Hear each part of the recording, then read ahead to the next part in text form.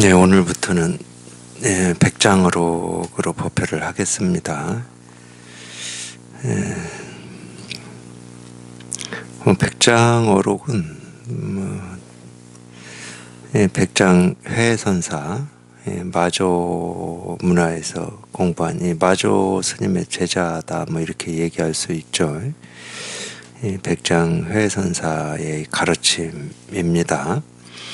보통 이제 선에서 사가어록이라고 해서 마조 스님의 이 가르침을 기록해 놓은 마조어록하고 백장어록, 황벽의 가르침을 기록해 놓은 것은 황벽어록이라는 이름으로 돼 있지는 않고요. 황벽 스님한테 가르침을 이렇게 묻고 가르침을 받았던 이 배유라고 하는, 쉽게 말하면 거사죠. 관리였습니다. 관리. 관직이 좀 높은 관리였는데, 이 배유라고 하는 이분이 자기가 황벽 스님한테 묻고 황벽 스님의 답한 내용을 기억했다가 적어가지고 두 권의 책으로 황벽 스님의 가르침은 전해져 내려왔습니다. 하나가 이제 전신법요고, 또 하나는 전신법요 금방 아마 저희가 했던 것 같은데, 두 번째가 이제 완능록인데, 이제 전신법요는 말 그대로 전심, 이 마음을 전한다. 이 마음을 전한다라고 하는 게 이제 이건데 이거, 또는 이걸 뭐 전등이라고도 해요. 우리 마음을 이제 등불이라고도 표현하잖아요. 그러니까 이 등불은 우리가 이렇게 눈으로 보이고 뭐 체감되는 어떤 그런 불빛, 그러니까 이 밝음이라고 하는 이 체감되는 분별되는 그런 불빛, 그렇게 분별되는 불빛은 아닙니다.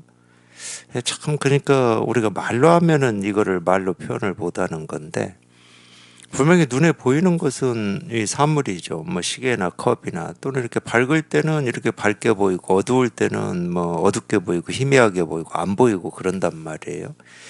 근데 이제 그런 이 어떤 모습이냐, 시계냐, 컵이냐, 밝게 보이냐, 어둡게 보이냐, 희미하냐, 이런 거하고 아무런 상관없이 그냥 밝은 모습이든 어두운 모습이든 시계든 컵이든 이 모습의 종류하고도 상관없이 그 모습 하나하나에 그래서 그냥 저절로 스스로 이렇게 이거는 이렇게 밝거든요.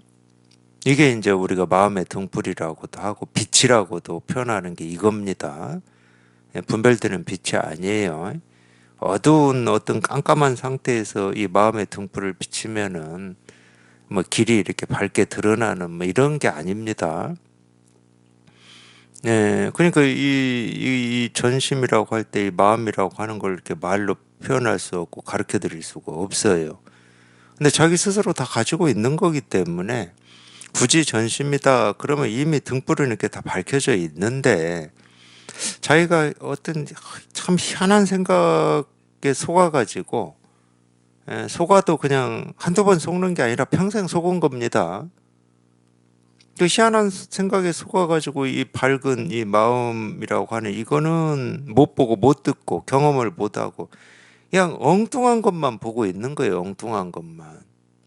근데 그러다가 문득 이렇게 항상 꺼지지 않는 이 등불이라고 하는 이 마음을 자기도 모르게 한번 문득 확인하는 거거든. 확인해 놓고 보면 이거는 꺼진 적이 없어요. 그리고 자기 스스로를 떠난 적도 없고 늘 이렇게 밝아져 있었지. 그래서 이제 전심 뭐 이렇게 표현을 하는 거예요. 전심이다. 그렇게 표현하는 겁니다. 그러니까 이 전심법유라는 이 한자 말의 뜻은, 이 전심은 이 마음을 얘기하는 거니까 이 전등, 또는 또 방편으로는 석가모니 부처님이 이거 하나를 깨달아서 이게 이제 쭉 지금까지 전해져 왔다. 뭐 방편으로는 또 이렇게 얘기할 수도 있어요. 근데 그건 방편으로 얘기하는 거고, 석가모니 부처님이 깨달은 마음이 너나 나나 지금 쓰고 있는 이 마음인데 뭐. 그러니까 석가모니 부처님이 깨달아서 비밀스럽게 전한 마음이 어떤 겁니까? 방편으로는 우리가 이런 얘기를 할 수가 있다니까. 어떤 때는 자기 스스로 이렇게 그런 갈증과 목마름을 가지고 이렇게 공부를 하시다가 이런 설법을 듣거나 또는 뭐 자기가 뭐 걷다가 문득 자기 분별망상이 한번 뚝 부러지는, 쉬어지는, 분별망상에서 벗어나는 이런 체험을 해요. 근데 그냥 좀 이 부분에서 좀 솔직히 말씀드릴게요. 자기가 정말로 이런 설법에 관심을 가지고 귀 기울이는 걸 포기하지만 않으면 누구나 할 수 있는 겁니다, 이거는. 뭐 사람마다의 시간이 좀 차이는 있을 수 있어요. 시간의 차이.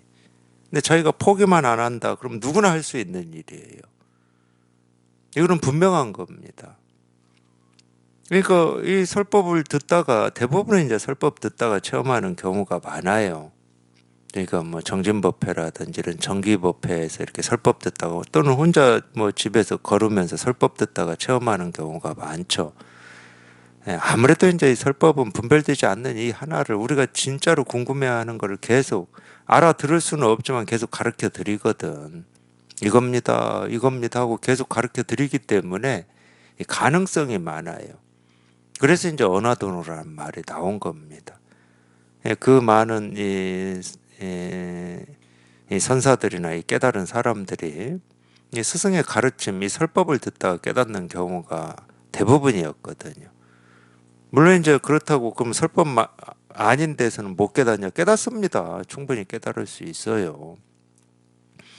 그래도 이제 뭐 어쨌든 그러니까 자기가 체험을 해보면 이 마음은 없다가 새로 생긴 마음도 아니고 석가모니 부처님이 비밀리에 뭐 전해준 이 마음 말고 다른 마음이 있는 것도 아닌데 처음에 체험을 해보면 어떤 경우에는 그래요. 어떤 분들한테서는 아니 자기가 이제 이 체험한 이거는 너무 약소해 보이는 거예요. 약소해 보여. 그냥 늘 있는 거고 그냥 눈앞에 있는 거고 그냥 별거 없어 보여요. 이게 처음에 그렇게 느낄 수 있습니다.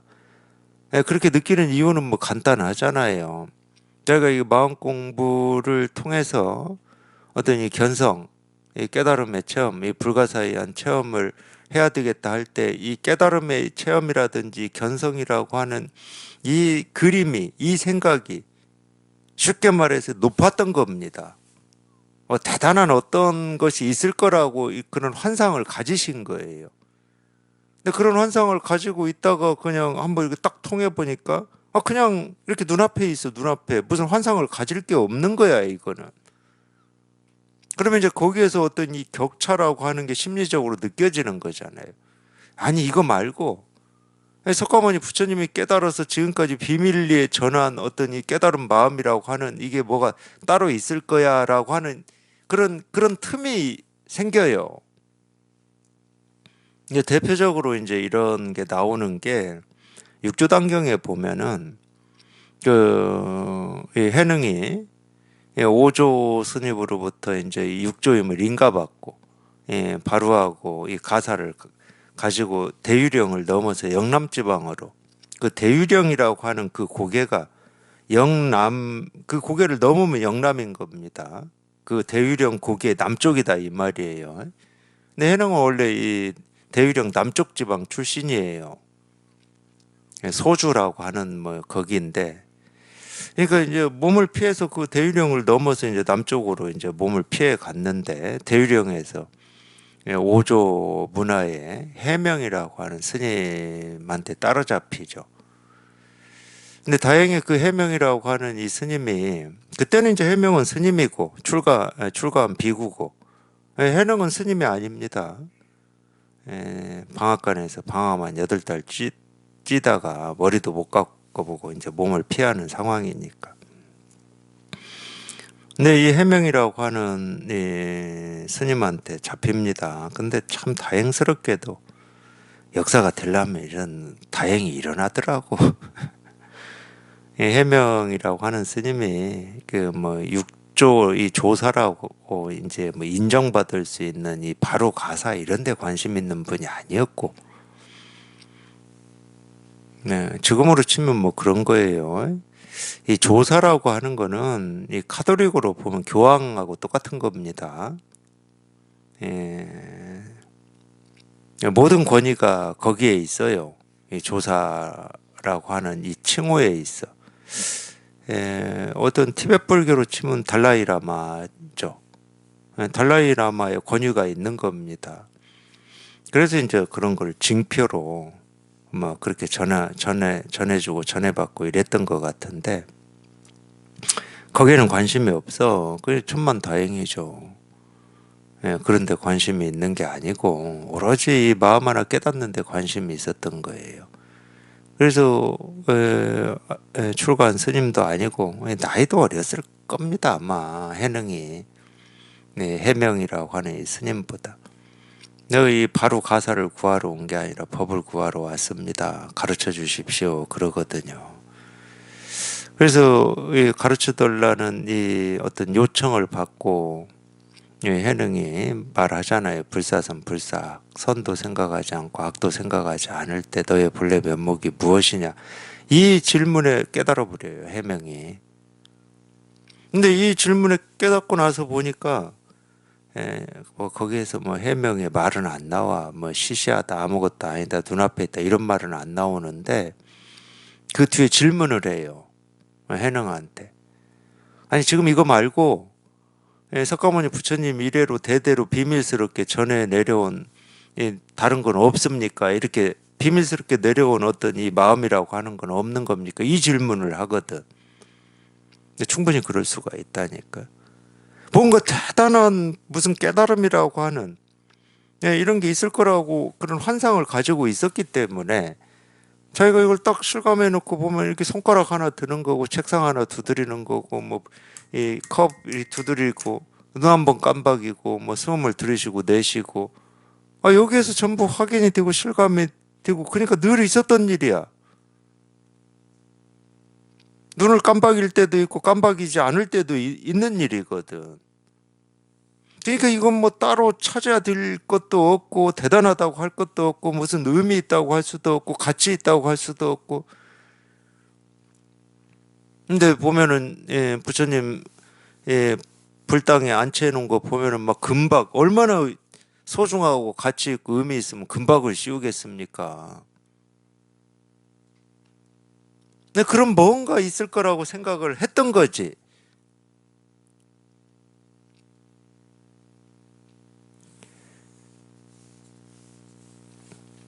그런 거 없어요. 늘 있는 그 마음밖에 없어. 그러니까 어제 있었던 일이 지금 있는 거라니까. 옛날부터 있었던 일이 지금 있는 일이에요. 다른 일은 없어. 모습은 틀리죠. 조선시대, 고려시대, 뭐 통일, 신라시대 지금 우리 대한민국의 이 모습이 같습니까? 모습은 달라요. 그러니까 역사라고 하는 건 뭐냐면 모습을 가지고 분별하는 겁니다. 그러니까 한번 유물 보세요. 유물 다 모습을 가지고 분별하는 거잖아요. 고려시대 때는 청자를 만들었고 백자를 만들었고 이렇게. 근데 이 마음의 입장에서 보면 청자, 백자 모습은 다르지 색깔도 다르고 근데 청자의 모습이나 백자의 모습에서 확인이 되는 건 이거밖에 없다니까. 옛날 사람들도 참 이거 하나는 잘 쓰고 살았어요. 청자도 만들고 백자도 만들고 배고프면 밥도 먹고 참 옛날 사람들도 똑똑했다니까.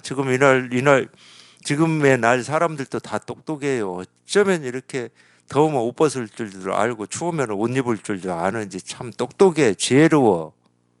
이 마음 하나 쓰는 데는 조금도 부족함이 없으시다고 누구나 다. 근데 또 반대로 하는 사람도 있긴 있어요. 겨울에도 여름바지 그대로 입고 다니는 사람도 있어. 지혜로운 겁니다. 그것도. 꼭 남들 하는 대로 해야 뭐 지혜롭고 남들 하는 반대 방향으로 하면 어리석고 그런 게 아니라니까. 그런 모습에 지혜가 있고 어리석음이 있지 않습니다. 지혜라고 하는 건 우리 마음에 있는 거지 모습에 있질 않아요. 근데 세상 살이는 이 세간 삶은 전부 모습을 가지고 따지잖아요. 지혜롭고 어리석고 똑똑하고 못 똑똑하고 배우고 안 배우고 알고 모르고 세간은 그러는 거예요. 세간은. 근데 출세간은 그게 아니야. 이 출세관이라고 하는 이것만 딱 들어와 버리면 출세관에는 지혜롭다 그러면은 그냥 온통 지혜로워요.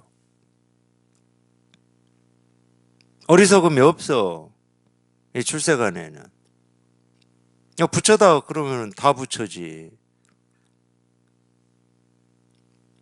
우리 생각처럼 부처도 있고 중생도 있고 깨달은 사람도 있고 못 깨달은 사람도 있고 그거는 그냥 세간이라니까. 세간에서는 우리 그렇게 하잖아요. 이 마음 공부 하더라도 누구는 뭐 체험을 했다고 그러고 누구는 못 했다고. 세간이야 그거는.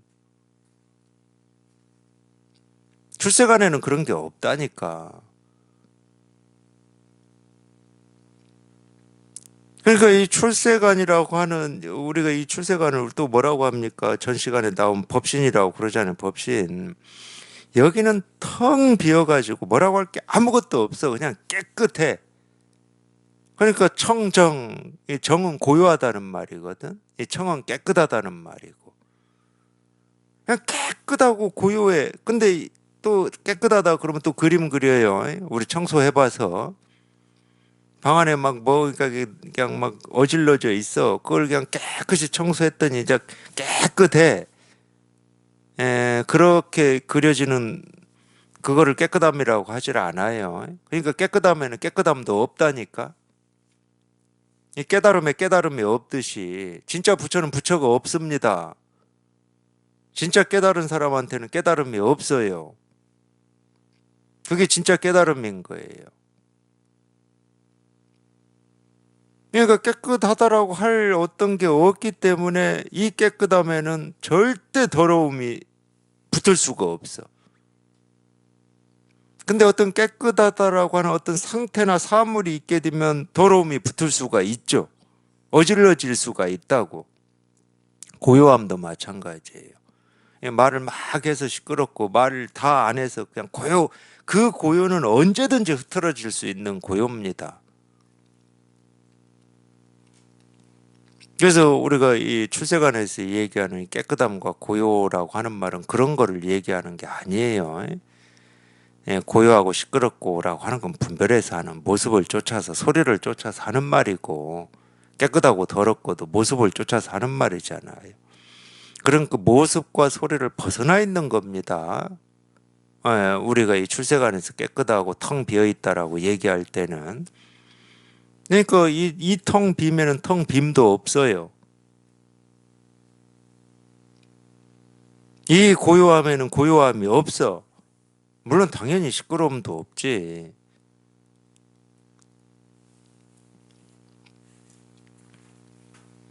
하여튼 그게 우리가 전심이라고 하는 그 마음이에요. 그래서 법요, 이 가르침의 핵심 또는 뭐 골수, 요는 우리가 핵심이잖아. 요, 골수다 이 말이에요. 이 마음을 가르치는 어떤 골수, 핵심, 그게 전심법요라고 하는 이 말의 뜻이에요.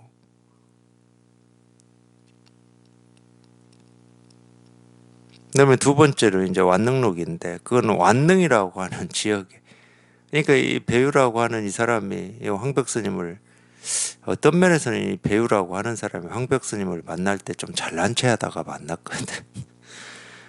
주지 스님. 자기가 그 지역의 어떤 우리로 보면 도지사 정도 되는 것 같아요. 근데 이제 중국은 우리 이제 예를 들어 전라도다 그러면은 우리 이 한반도에서는 전라도라고 하는 땅이 중국하고 비교가 안 되잖아요.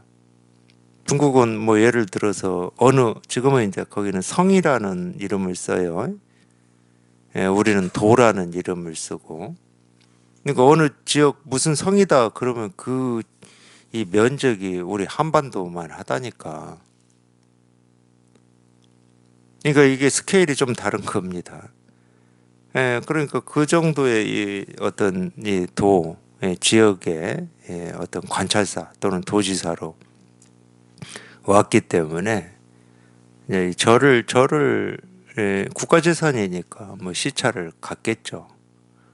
그 시찰 가가지고 괜히 그 주지스님한테 잘난 체 좀 하다가 당신이 선이 뭔지 알아? 뭐 이런 말이에요. 쉽게 얘기하면.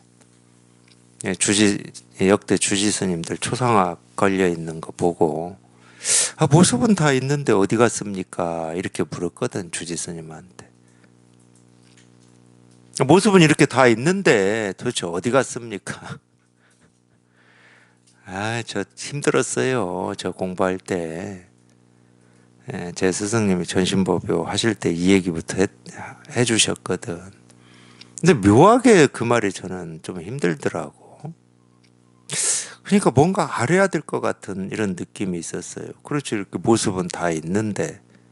더 쉽게 얘기하면, 예, 저는 제가 쭉 자라올 때 찍은 사진이 거의 다 없는데, 저기 가서 앨범 보고 10살 때, 뭐 2살 때, 3살 때, 뭐 20살 때, 30, 40살 때 사진 한번 보세요.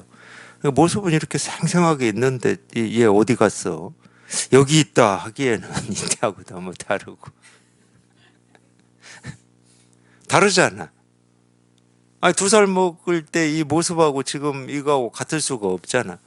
얘는 어디 갔어 도대체? 아니 여기에 있다 그러려면 이 모습이 지금 내 안에 어딘가 있어야지. 내 몸뚱아리 어딘가에 있어야 될 거잖아 이 모습이.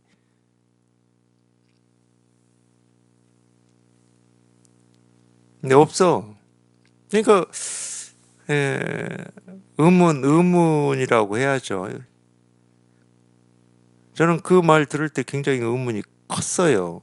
이렇게 다 있는데 어디 갔습니까? 모습은 있는데 어디 갔습니까? 이 말이. 그래서 지금 이 의문이 해결이 돼야 될 것 같아. 이 의문이.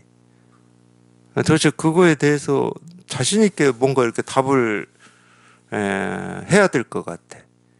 그런 의문을 해결하려고 뭐 산에 들어가 수행도 하고 막 화두도 하고 이랬으니까 그거 하나 의문이 안 풀어졌다. 그러면은 뭐 공부라고 하는 게 뭐라고 그랬죠? 물론 뭐 지금까지 한 거 다 도루묵입니다. 거기까지는 각오가 되어 있었어요. 지금까지 한 게 도루묵인 건 아무렇지 않았어 저는. 근데 지금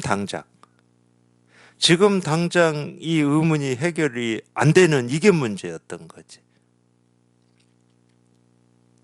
이거 해결이 안 되니까 정말로 이 마음에, 이 가슴에 이 바위덩이가 딱 눌려 있는 것 같은 이런 느낌이더라고요, 저는. 그래서 제가 법회를 처음 시작할 때,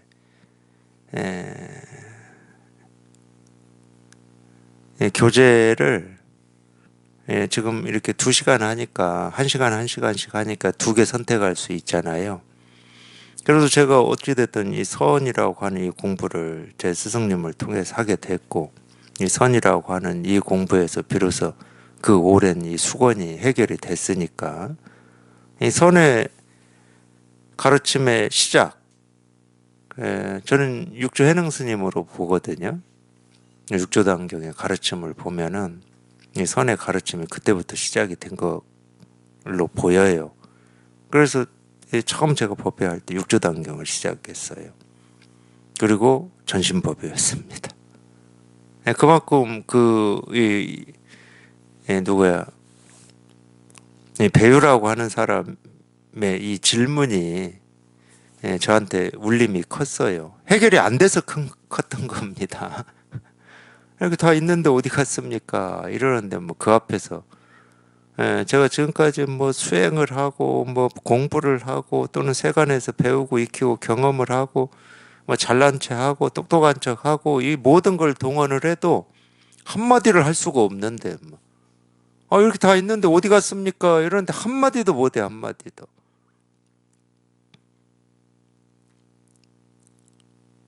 그러니까 그 전까지 해왔던 건 아무 뭐 필요가 없어. 이거는 아무 필요가 없고 지금 이 의문 하나 해결하는 이거 지금 이거. 근데 더 기가 막히더라고. 그 주지 스님은 거기서 한마디도 못 해가지고 쩔쩔맸거든요. 반대 상황이 된 거죠. 보통 상황은 이 출가한 스님이 찾아온 제가자들한테 그런 질문을 던지면은 이 제가자들이 쩔쩔 매고 있어야 되는데 반대 상황이 된 거예요. 그래서 제가 이제 뭐 꼭 그런 건지 아닌지는 모르지만 이 배우라고 하는 이분이 잘난 체하다 만났다고 그러잖아요. 그러니까 거기서 뭐라고 그러냐. 여기 선성은 없습니까? 제가 이것 때문에 잘난 체했다고 그러는 겁니다. 그 주지스님 입장에서는 뭐가 됩니까? 아니 뭐 그런 걸 고려해야 된다는 말은 절대 아니야. 주지 스님 입장은 완전히 무시당한 거예요. 아니 선 공부하는 스님은 없어요. 이 절에 이 큰 절에 이 말이잖아. 근데 그 주지 스님도 참 자존심도 없어. 제가 보니까 저기 객방에 선성이 한 명 있긴 있는 것 같습니다. 이렇게 참 착해. 옛날 사람들은 착했던 것 같아. 우리는 만약에 그 상황에서 여기 선성은 없습니까? 그런 그냥 때려치고 그냥 탁 돌아서서 가버릴 것 같은데. 그러면 예, 선성 좀 봤으면 좋겠습니다. 그러니까 또 열심히 또 모시고 와요. 그게 황벽이었어요. 그게 황벽. 모시고 오니까 배우가 똑같이 질문을 하죠. 이렇게 다 있는데 어디 갔습니까? 모습은 다 있는데 어디 갔습니까? 이렇게. 제가 이 뒤에 황벽의 이 두 마디 때문에 더 기가 막혔던 거예요. 제가 얼마나 궁금했겠습니까? 이제 제대로, 그래도 들은 바가 있잖아. 이제 황벽이 등장했잖아. 황벽이. 마조, 백장, 황벽, 임재가 등장했다. 그러면은 내가 그렇게 답답해했던, 풀지 못했던 저 질문에 대해서 답을 할 거 아닙니까? 그러니까 그 입에 온통 제 시선이 지금 가 있단 말이에요. 관심이. 황벽의 입에서 무슨 말이 나올지. 물론 황벽의 입에서 나오진 않았어요. 제 스승님 입을 통해서 황벽의 말이 나왔지. 그러니까 입에만 그 입만 보고 있는 거예요. 그럴 때는 내가 정말 답답하니까. 똑같습니다. 이게 해결되지 않아서 여기에 이게 그냥 딱 막힌 사람은 이 손가락만 볼 수밖에 없는 거예요.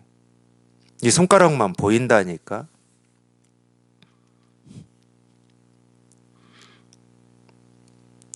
어떤 분이 그랬죠? 하도 그냥 이 손가락만 뚫어지게 쳐다보다가 제 손가락이 이렇게 황금으로 보이더래요. 황금으로. 어떤 분이 분명히 그래 최근이었는데 제가 분명히 들었어요. 그 정도 심정이에요. 그 정도. 자기가 딱 막혀버리면. 그러니까 입만 보는 거죠. 입만 보고 그냥 기대를 하고 있었어요. 내 의문이 저기에서 어떤 말이 나오면은 거기에서 풀어질 어떤 실말이 단초라도 있을 거다 하고. 근데 나온 말이 이거였어요. 모습은 다 있는데 어디 갔습니까? 그랬더니 황벽이 배우상공 하고 부르더라고요. 그러니까 배우가 네 하고 대답을 했어요. 거기까지는 그렇다 쳐. 이제 이걸 가르쳐 주려고 배우상공 하고 불렀을 수 있으니까. 배우가 네 하니까 어디 갔습니까? 그게 답이래. 근데 그 말 듣고 배우가 깨달았대요. 뭐 이게 뭐 논리적으로 뭐가 됩니까 이게? 나는 왜 저게 가르침이고 가르침이라고 상상도 할 수도 없었고 그 말을 듣고 깨달았다고 하는 배우도 이건 말이 안 되고 도대체 어디서부터 실마리를 풀어야 될지를 모르겠어요. 지금 그렇잖아도 이렇게 모습은 다 있는데 어디 갔습니까? 이것도 안 풀려가지고 여기 가슴에 이 바위가 하나 딱 놓였었는데 배우상공 네 어디 갔습니까? 이 말 듣고 깨달았다고 하니까 바위가 하나 더 쌓였어 이제. 그것 때문에 좀 끙끙거렸어요. 그 기억이 제가 그 경험이 너무 이렇게 생생했기 때문에 제가 전신법으로 법회 처음 시작을 한 겁니다. 아니 어디 갔습니까? 이 한마디 물음이 모습은 있는데 어디 갔습니까? 라고 하는 이 의문에 대한 답이 될 수 있습니까? 근데 답이더라고. 근데 답이더라고. 그러니까 배우가 거기에서 깨달을 수가 있었던 거지.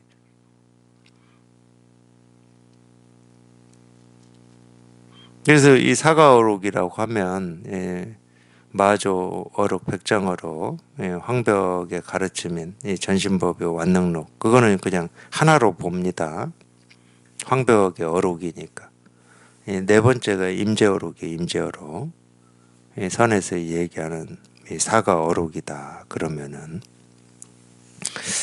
그 사가어록 중에 하나인 이 백장어록입니다. 뭐 백장 스님 얘기도 뭐 좀 많이 들으셨을 거예요.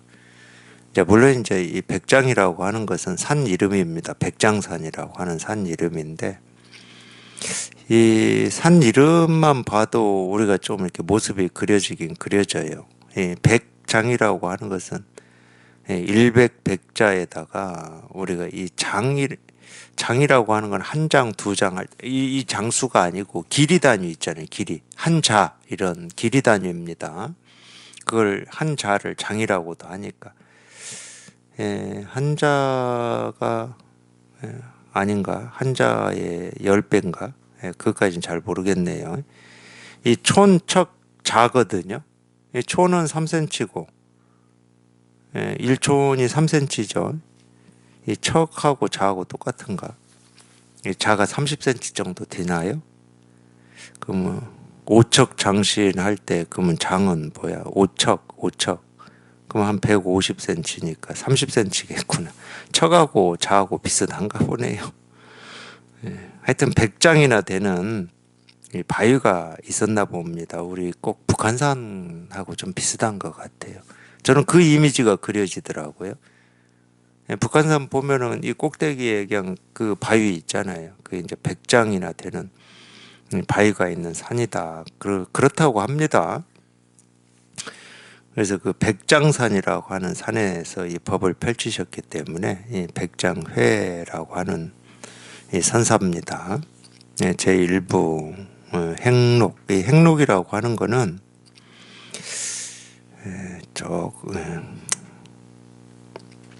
행적하고 똑같아요. 행적을 이렇게 기록해 놓은 겁니다. 그걸 이제 행록이라고 그러는데 천성 광등록 제8권 홍주 백장산 대지선사 이게 이제 백장회입니다. 이 시호가 대지였던 것 같아요. 1. 마조의 입실 제자 스님의 이름은 회이며 이 회자는 이 회자가 이게 회안할 때 쓰는 이 회자거든요. 그러니까 이 회자는 이렇게 품는 겁니다. 품는 거. 그러니까 이 바다를 품었다라는 뜻인데 회해라고 하는 것은 또는 바다가 품었다 해도 되고 바다는 모든 걸 품잖아요. 그러니까 모든 게 이 바다로 돌아간다. 그런 면이 있기 때문에 어떤 불교에서 이 바다라는 말을 씁니다. 또는 이 바다가 이제 제일 낮은 곳에 있죠.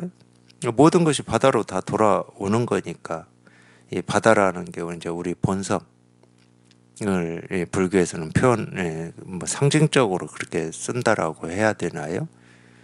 그러니까 모든 강은 바다에 이릅니다. 결국 바다로 흘러요. 근데 우리도 마찬가지거든. 우리가 눈을 깜박이든 뭐 책상을 두드리든 말을 하든 밥을 먹든 뭐 숨을 들이쉬고 내쉬든 이런 하나하나의 어떤 행위나 동작이나 생각이나 느낌이나 감정은 전부 이 바다로 흘러요. 자기가 흐른다는 어떤 느낌이나 생각이 없을 뿐이지 다 바다로 흐른다니까. 그럴 수밖에 없어.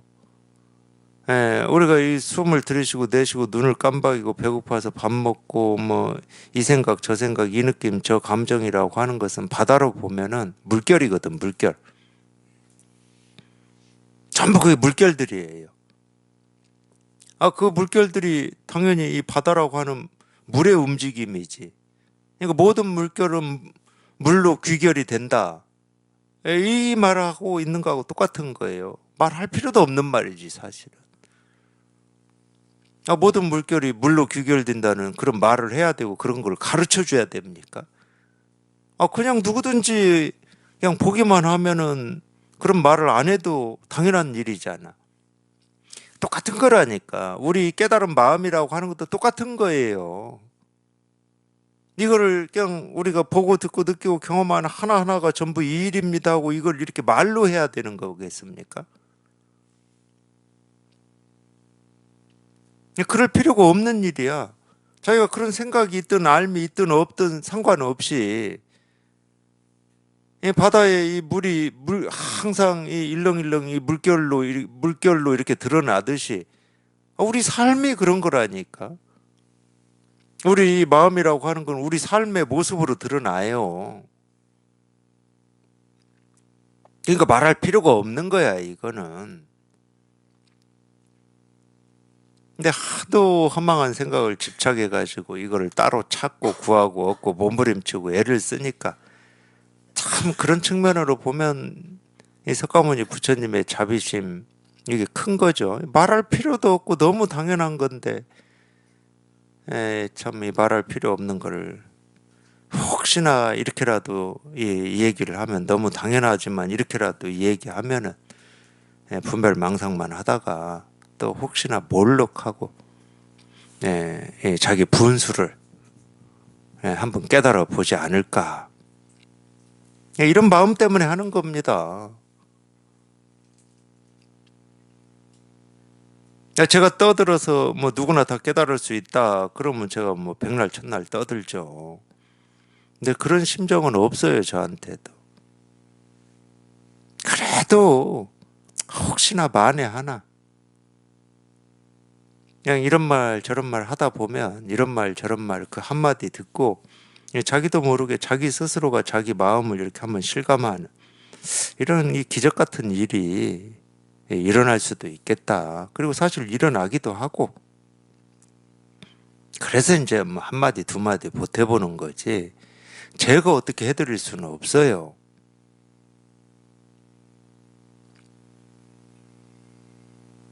자기가 쓰고 있는 마음 자기가 확인하는 게 깨달음이고 공부고 깨어남인데 제가 흔들어 깨워서 깨어났다 그러면 제가 깨어난 거지 상대가 깨어난 게 아닙니다. 이 공부에서는 그래요. 그거는 오로지 자기 스스로밖에 못 합니다. 이 자기 스스로가 가는 길이에요, 그거는. 근데 그게 뭐 어렵고 험난하고 그래서가 아니고 희한하게 늘 이렇게 깨어 있는데 희한하게 자기가 이렇게 착각 속에 있는 거죠. 하여튼 우리 본성이라고 얘기하는 그거, 우리 깨달은 마음이라고 하는 그거를 이제 바다에 비유를 한 겁니다. 바다로 비유를 한 거예요. 그냥 다 하나로 귀결이 되니까 자기가 깨달아서 살든 못 깨달아서 살든 멍청한 생각을 하든 뭐를 하든 상관은 없어요. 다 그냥 우리 바다로 귀결이 돼요. 너무 당연한 겁니다. 그래서 회해다. 스님의 이름은 회해이며 복주의 장락사람이고 속성은 왕씨이다. 어린 나이에 출가하여 개정의 사막을 모두 익혔다. 마조가 강서에서 교화를 펼침을 보고서 마음에 꼭 들어 마조를 의지하여 따랐다. 서당 지장 남전 보원과 더불어 마조에게 입실한 새 보살이라고 불린다. 이거는 이제 훗날 이제 사람들이 마조 스님의 이제 대표적인 제자 이 세 사람을 서당 지장, 백장회, 남전 보원 이렇게 이제 칭했죠. 근데 실제로 이제 마조 문화에서 깨달아 가지고 이 법을 펼친 선사들만 해도 수십이고 깨달아서 이렇게 역량을 갖춘 깨달은 뭐 이런 스님들만 해도 뭐 100몇 명이다. 그러니까 하여튼 이 선이 뭐 꼭 금연만 있는 건 아니지만 이 마조하고 이 쌍벽을 이루어서 이 법을 펼친 이 석두희천이라고 하는 이 선사가 있었어요. 이분들은 다 육조 스님으로 보면 3세들입니다. 육조의 3세. 육조 스님이 할아버지 격인 거죠. 육조의 제자들이니까. 이 석두이천 마조. 근데 이제 이 마조 석두이천이 법을 펼치면서부터 달라진 게 뭐 하나가 있었냐면, 이 마조 문화, 석조 문화에서 이 법을 펼칠 만한 역량을 갖춘 이 선지식들이 수십 명씩이 나온다는 겁니다. 그럼 뭐가 달라지겠습니까? 이 수십 명이 중국의 각 지방에 가서 이 법을 펼치기 시작하는 거예요. 이 강서의 마조, 저기 암두라고 하는 지역인데, 아마 거기는 조금 이 남쪽 지방이 아니었나 싶은데, 저 그 대유령 넘어 남쪽까지는 아니다 하더라도 잘 모릅니다. 제 중국의 지명은. 하여튼 이 암도라고 하는 이쪽 지역이었던 것 같은데, 거기에 어떤 석두 희천, 이 두 문화에서 각각의 문화에서 수십 명씩이 나와가지고 중국 각지로 흩어져서 이 법을 펼쳐버렸으니까, 이 선이 뭐라고 해야죠? 이 선의 가르침이 급속도로 뭐 대중화됐다고 해야 됩니까? 뭐 그걸 대중화라고 할 수는 없는데, 하여튼 널리 퍼졌습니다. 그때부터 이제 이 중국에서는 이 선의 황금 시대다, 이제 이렇게 얘기를 우리가 할 수가 있어요. 또 그때만큼 이 선의 가르침이 이렇게 넓게 퍼진 때가 인류 역사에서 또 없어요. 그 이후에는 또 없습니다. 그래서 그때를 이제 황금 시대라고 그렇게 불리는 것 같더라고요.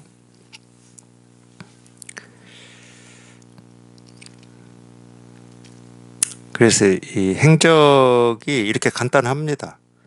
뭐 이것저것 안 써놨어요. 스님의 이름은 회이며 복주의 장락 사람이고 속성은 왕씨이다. 이제 여기까지는 됐어요. 이제 이거는 이제 세간일 때 어떻게 살았다 됐어요. 한 줄로 끝. 저희도 좀 그러게요. 마음 공부하시는 분들은 내가 세간일 때는 이렇게 살았고 그러지 말고, 출세간 이제 얘기합니다. 출세간도 그냥 한 줄로 끝났어요. 어린 나이에 출가하여, 이제 출가 때부터 이제 적어 놓은 겁니다. 개정의 사막을 모두 익혔다. 네, 끝. 출가해서 스님으로 삼 끝났어요. 그 다음에 이제 선 이야기 해야 되겠죠. 마조가 강서에서 교화를 펼침을 보고서 마음에 꼭 들어 마조를 의지해서 따랐다. 이제 끝.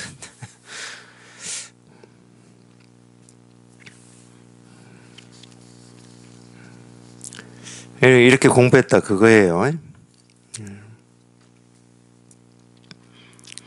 서당 지장 남전보원과 더불어 마조에게 입시를 한 세 보살이라고 불린다.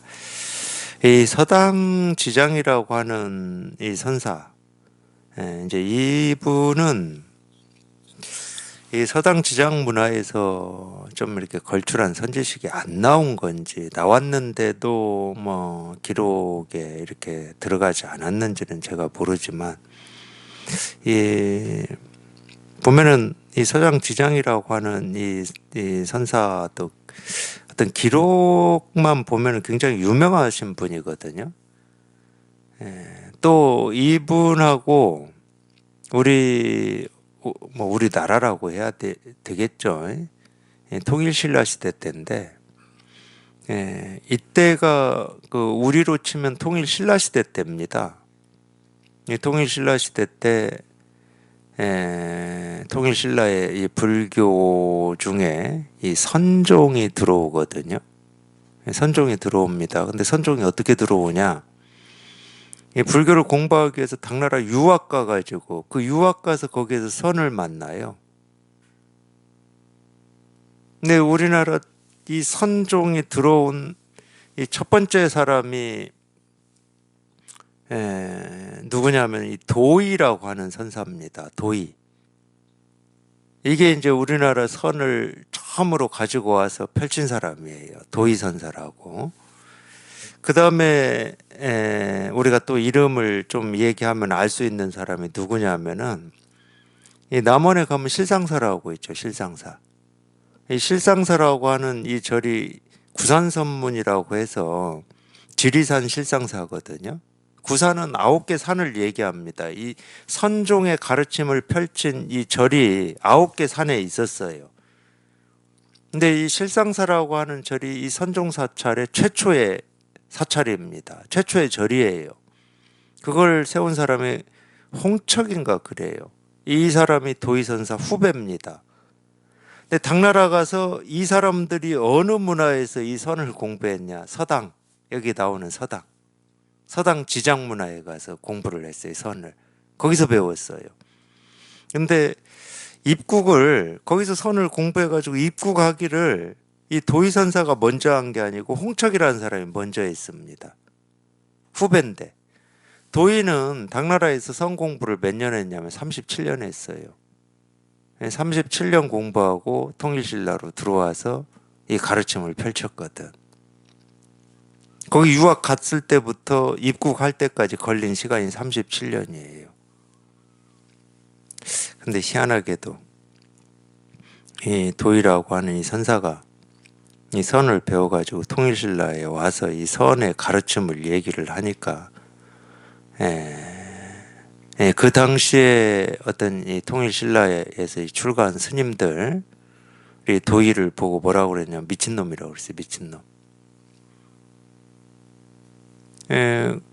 미친놈이라고 해가지고 어디 발붙일 데가 없었습니다.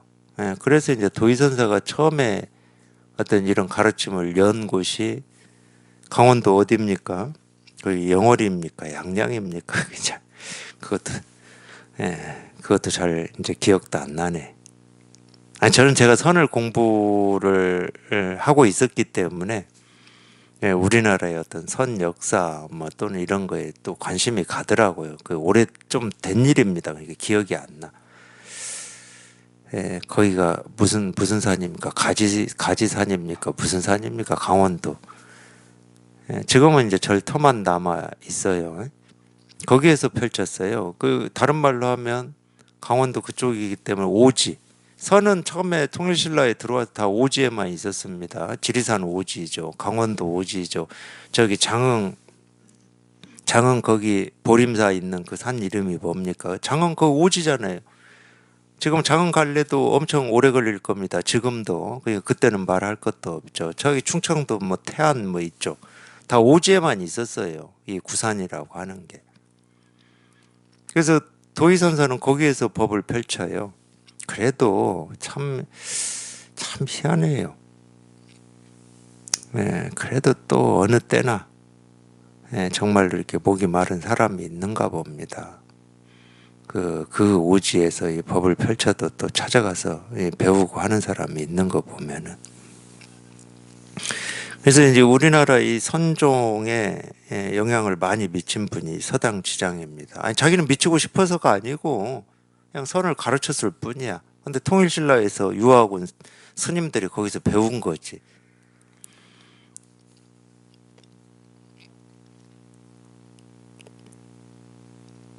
남전보원은 제자를 잘 둔 덕에 우리가 바로 그렇구나 할 수 있어요. 남전보원의 대표적인 제자가 조주거든. 조주. 그러니까 예나 지금이나 조상이 빛나려면은요 후손이 잘 돼야 됩니다. 그렇잖아요. 그러니까 이제 참 그냥 조금 쓸데없는 말 하겠습니다.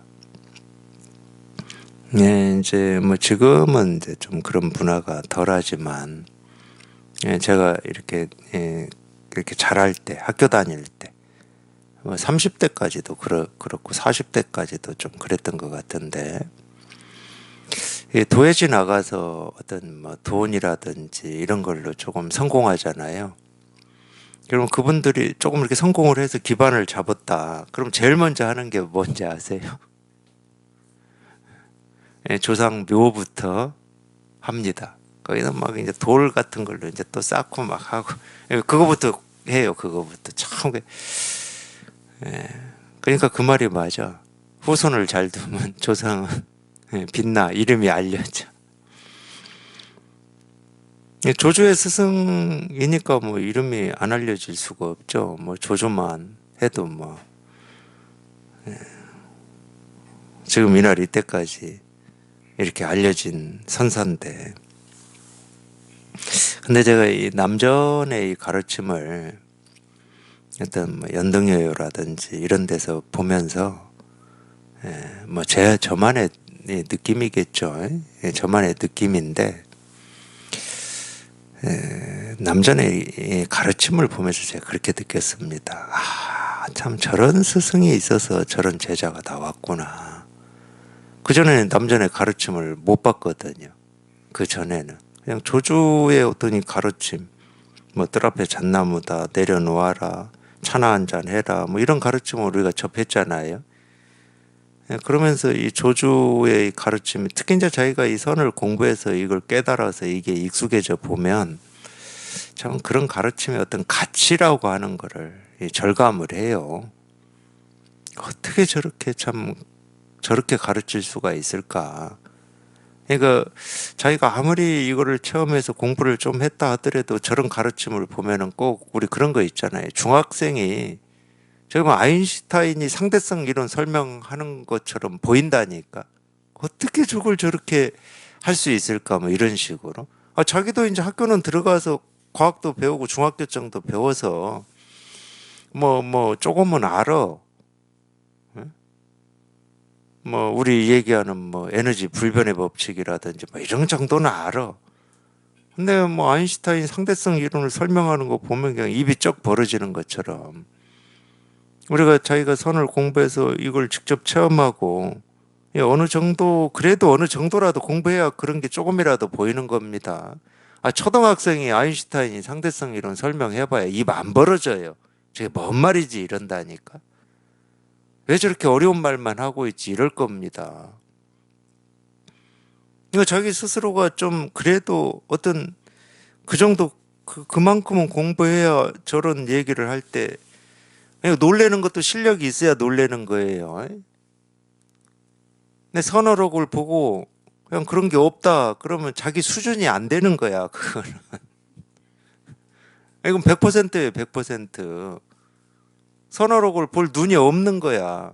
아직 그러니까 뭐 입학 안 한 사람은 초등학교 입학도 안 했으니까 당연히 뭐 상대성 이론은 생각도 안 할 거고, 초등학교 입학을 했다 하더라도 뭐 이제 분수 정도 배워가지고 무슨 상대성이 안 되잖아요.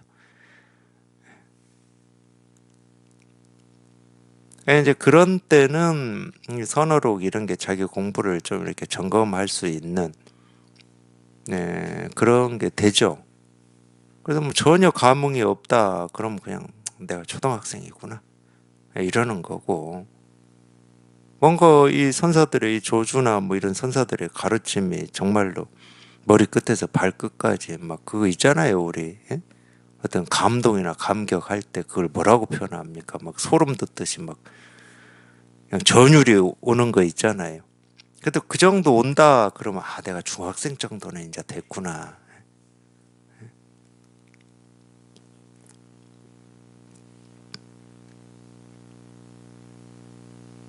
그래서 조주의 이 가르침이 참 대단하다 이렇게 느끼고 있었는데, 남전 보원의 이 가르침을 제가 이렇게 봤더니 참 그 스승의 그 제자구나.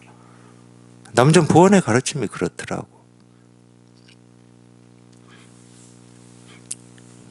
그래서 하여튼 마조의 이제 대표적인 새 어떤 제자들이 이렇게 나왔습니다. 이 선은 바다로, 이 내용은 마조어록에도 나옵니다. 이 선은 바다로라고. 마조어록에는 달구경이라는 제목으로 나와요. 달구경. 그때는 이제 마조어록이니까 마조의 가르침이 중심인 거고. 여기에서 선은 바다로 하는 것은 이제 백장이 중심이니까 이건 백장어록이거든요. 물론 여기에서는 이 백장의 가르침이 나오는 건 아니고 마조의 가르침이 나옵니다. 한번 읽어보겠습니다. 어느 날 저녁 이 세 사람이 그 세 사람은 뭐 서당, 지장, 남전, 보원, 백장회예요. 마조를 모시고 달구경을 할 때 마조가 물었다. 바로 이러한 때는 어떠냐? 그러니까 이제 이 정도 질문을 이것도 이제 마찬가지인데 이 정도 질문을 그냥 이렇게 자기하고 공부하는 도반들 또 다른 말로 하면 제자들한테 이렇게 던질 수 있는 것은 그만큼 이 도반들 이 스님들이 그래도 이제 좀 공부 수준이 되는 겁니다. 그래야 이런 질문을 던질 수가 있어요. 이러한 때는 어떠냐, 바로 이러한 때는 어떠냐, 이렇게. 근데 어느 때 이 질문을 했냐면 달구경 할 때 했다니까. 달구경 그냥 이 보름달이 그냥 환하게 비치는 이거 할 때 야 지금 이런 때는 어때, 이런 식으로 한 거예요. 당연히 이제 뭐 우리가 분별만 하고 살았던 입장에서는 달이 밝다 뭐 이러겠지, 참 달빛이 곱다 이러든지. 그렇지 않겠습니까? 그러니까 모습이나 그 상황을 쫓아서 갈 수밖에 없지, 분별밖에 못하면은. 그러니까 이제 그런 면에서 제가 이제 이렇게 질문을 던질 수 있는 것도 그냥 좀 이 새 제자들이 공부를 좀 했기 때문에 이렇게 던질 수 있다, 이렇게 말하는 측면이 있는 겁니다. 꼭 그렇다는 건 아니에요. 이런 질문을 뭐 지금 이 체험이 없는 상태에서도 던질 수가 있죠. 달구경 가가지고 야, 바로 이러한 때는 어떤 때냐 이렇게 할 수도 있습니다. 그럴 때는 뭐 달빛이 뭐 곱니 달빛이 밝니 이 반응을 예상하고 던지는 건 아니에요.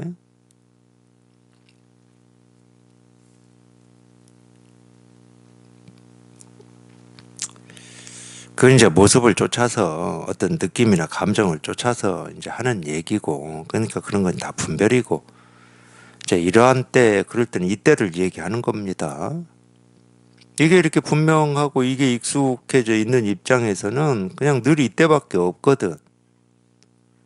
뭐 해가 뜨고 지고 할 때도 그냥 이때밖에 없고, 뭐 눈에 보이고 귀에 들리는 뭐가 있다 하더라도 이때밖에 없어요. 저절로 그렇게 됩니다. 의식하지 않아도. 그러니까 얼만큼 여기에 통해서 여기에 익숙해지느냐 이 문제예요.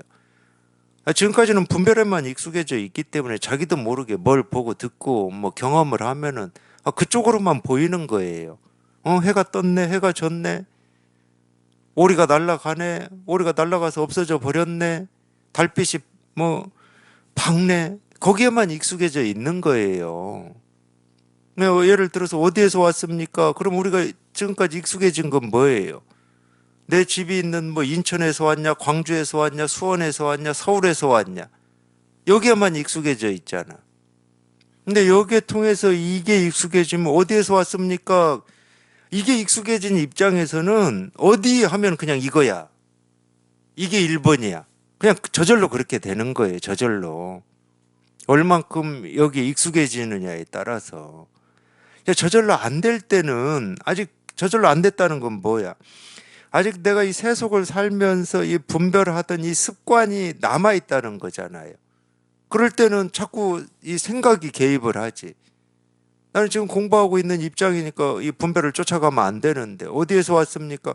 나 인천에서 왔는데, 자기도 모르게 인천, 수원, 광주 이게 딱 떠올라 버려. 그러면 그래도 이제 체험하고 공부 좀 하고 있다 그러면 그거는 분별인데 이게 있단 말이에요.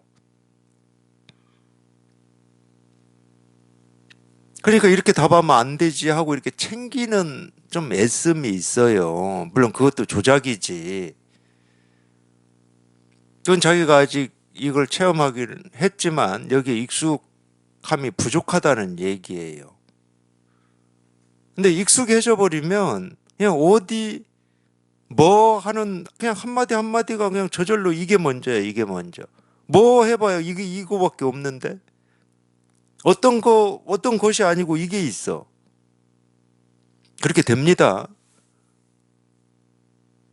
근데 지금 이런 때는 어떠냐 뭐 해도 똑같아. 그러니까 이러한 때는 그냥 이러한 때 이럴 때는 거기에다가 이 생각을 일으켜 가지고 아, 달 구경 할 때, 달빛이 밝을 때, 비 올 때, 뭐 눈 올 때, 추울 때, 더울 때 거기까지 안 간다고. 1번은 거기까지 안 가. 이게 먼저야. 이게 먼저고 두 번째로 그런 이 분별되는 이게 분별이 돼요. 첫 번째, 두 번째 하니까 무슨 또 뭐 1등, 2등, 3등 순서 들어오듯이 이렇게 생각하시면 안 되는데 그래도 여기에 익수감에 따라서 먼저 확인되고 실감이 되는 건 이거야, 이거. 이러한 때든 저러한 때든 뭐라고 하든 어떤 거라고 하든 어디서 왔냐고 하든 어디로 갈 거냐고 하든 이게 먼저 확인이 돼. 아, 그래야 이런 질문이나 이런 말에 대해서 즉각적으로 아무런 이 생각이나 망설임이나 주저함 없이 저절로 대응이 될 거 아닙니까? 저게 법을 물은 건지, 밥 먹으러 어느 식당에 갈 거냐고를 물은 건지, 이 생각이 있으면은 벌써 거기에 틈이 생기잖아. 내가 이 대답을 해야 되나, 저 대답을 해야 되나, 이 갈등이 생기잖아.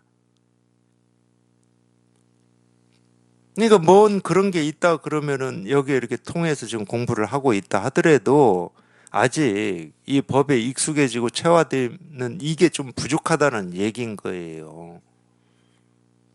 예, 분별의 이 습관이라고 하는 게 아직 남아 있다. 그래서 이 달구경이라고 하는 저는 이제 마주어록이나 백장어록에서 이제 또 뭐 제 스승님 어떤 이 법회 이런 데서도 이걸 듣고 책으로도 보고 이러면서 이 체험하고 아마 곧바로 이게 무슨 말인지 저는 못 알아들었어요. 못 알아듣겠더라고. 달구경 가서 야 이런 때는 어떠냐 그랬더니 서당은 공양하기 딱 좋대. 그렇게 답을 했어요. 백장은 수행하기 딱 좋습니다. 이렇게 답을 했어. 아니 지금 이게 도대체 이게 뭐를 얘기하는 건가? 근데 이제 마지막 세 번째 남자는 소매를 털고 가버렸어요. 이 소매 턴다는 것은 우리 그렇잖아요. 마음에 안 드는 거지. 쉽게 말해. 에이 하고 가버렸어 돌아서. 세 번째 남자는 알겠어. 그러니까 우리가 선에서 하도 들은 게 있고 배운 게 있어가지고 이 세 번째 거는 돼. 근데 첫 번째, 두 번째 게 안 되는데 세 번째 것만 된다. 그것도 좀 의심을 해봐야지. 되면 다 돼야지. 그러니까 세 번째 것도 우리가 하도 들어가지고 아, 선에서는 저렇게 대응한다라고 하는 어떤 지식이나 알미 조금이라도 들어가 있는 거예요. 한참 뒤에 풀어지더라고 이게. 수행하기 딱 좋습니다. 공양하기 딱 좋습니다. 선은 바다로 제목까지만 하고 내용은 다음 시간에 하겠습니다.